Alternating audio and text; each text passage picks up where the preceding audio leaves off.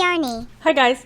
Two areas I see a lot of beginners getting stuck on or having questions are regarding the hook sizes and yarn weights. Today, I'm going to break it down for the beginners, but it's also good if you need a refresher. Let's get started so you can finally match up the correct yarn with the best hook size.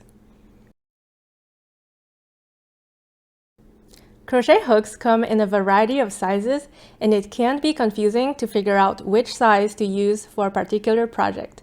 There are at least 3 common ways to denote a hook size: a metric millimeter sizing, a US letter and sometimes a number, or a UK number.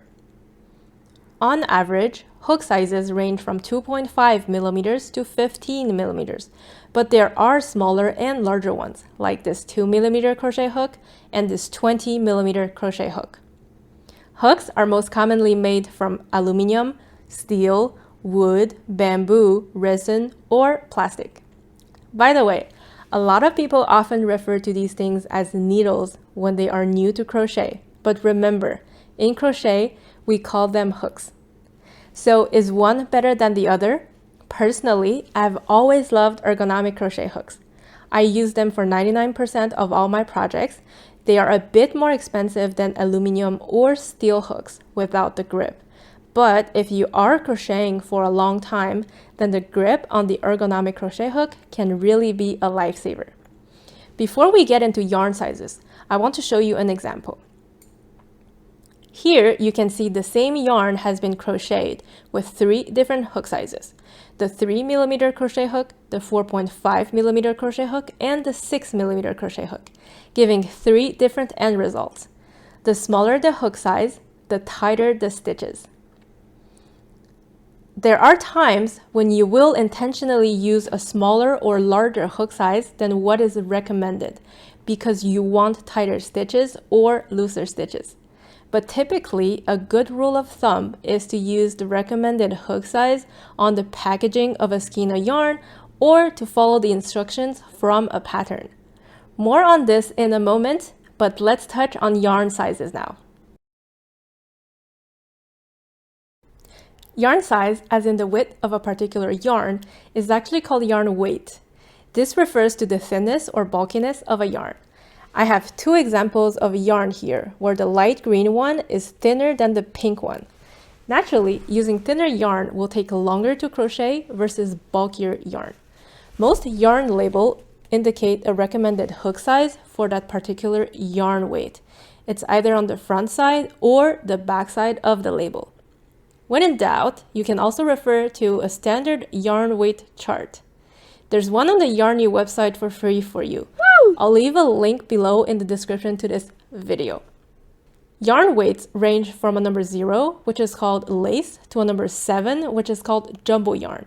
The chart here matches the yarn weight to the recommended hook size using the metric millimeter sizing. Out of the various yarn weights, it should be noted that the 4 most popular yarn weights are the light yarn, or referred to as DK, which stands for double knit; the Aran worsted weight, commonly known as the medium number 4 yarn; the chunky or bulky yarn; and the super chunky and super bulky yarn. Alright, now that we know a bit more on hook sizes and yarn weights, I want to reinforce the best place to look when matching up your hook size with your yarn is the yarn packaging. Yarn packaging contains all the information you need. It includes the length of yarn, the yarn weight, the suggested hook or needle size, the fiber content, and color. All the information you will need will be on the front side or the back side of your yarn packaging. Now just match this up to a pattern. For example, if we are doing amigurumi projects, and here are some of my favorite projects, the patterns call for size 4 medium yarn. Then you can just find a size 4 yarn at any of your favorite yarn stores. I like Joann's a lot, and they have tons of number 4 yarns. Check the packaging, but more likely than not, you'll be recommended a 5 to 6 millimeter crochet hook. But remember that these are recommendations, and it's perfectly fine to use a smaller size hook if you want tighter stitches, for example. Once you know the yarn weight needed for a project, Feel free to experiment with colors, just like what I did with this teal duck. So, do I expect you to be an expert on hook sizes and yarn weights by now? Well, no. While I don't expect you to memorize the hook and yarn chart, I do hope you can remember to look at the pattern for the recommended yarn weights and to look at the yarn packaging for the recommended hook sizes. Most of the time, the pattern will also tell you what hook size to use.